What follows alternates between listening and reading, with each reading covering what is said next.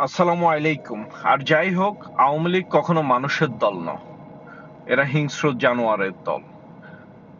কিয়ামতের আগে যেরকম এজুজ মাজুজ পৃথিবীতে বের হয়ে আসবে, সেই রকমই তাদের একটা উত্তরসূরি হচ্ছে যে এজুজ মাজুজের উত্তরসূরি হচ্ছে যে আওয়ামী লীগ। তারা যেদিকেই যাচ্ছে এদিকেই সব ছিন্ন ভিন্ন করে দিচ্ছে, এদিকেই সবকিছু তছনছ করে দিচ্ছে, ওইদিকেই সবকিছু শেষ করে দিচ্ছে।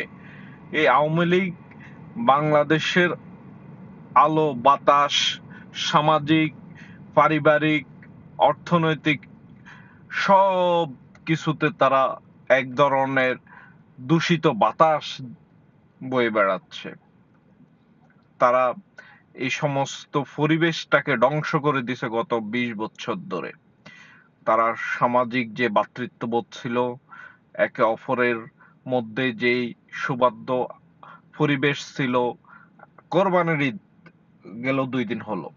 আপনি যাদের বয়স 30-35 বছর, তাদের নিশ্চয়ই মনে আছে, ছোট থাকলেও তাদের মনে আছে, যখন কোরবানির ঈদ হতো তখন যার গরু আগে কাটা ছেঁড়া শেষ হতো তার ঘরে রান্না হতো।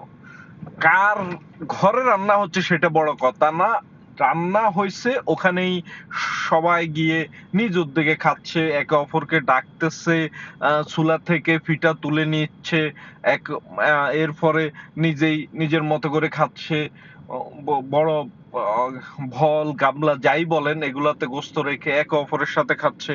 রমজানের ঈদ বলেন, একে অপরের ঘরে, যার ঘরের সেমাই রান্না আগে হয়ে গেল তার ঘরে গিয়ে সবাই খাচ্ছে। এই ধরনের একটা পরিবেশ, একটা ভ্রাতৃত্ববোধ, একটা সামাজিক মূল্যবোধ, কি সুন্দর একটা পরিবেশ ছিল। সেই পরিবেশটাকে ধ্বংস করে চুরমাচুর করে শেষ করে দিছে এই ভারতীয় এজেন্ট, এই খুনি শেখ হাসিনা, এই ভারতীয় আধিপত্য, ভারতীয় সংস্কৃতি, ভারতীয় সবকিছু বাংলাদেশটাকে তছনছ করে দিচ্ছে। এই দেশে শান্তি শৃঙ্খলা যেন সৃষ্টি না থাকে, এই শেখ হাসিনা ভারতের এজেন্ট, এটাকে দীর্ঘদিন পর্যন্ত এরা কাজ করতে। ভারতের নাগরিকত্ব শেখ হাসিনা, এই শেখ হাসিনার যেই বিষক্রিয়া গোটা বাংলাদেশটাকে ছেয়ে দিছিল গত 20 বছর পর্যন্ত।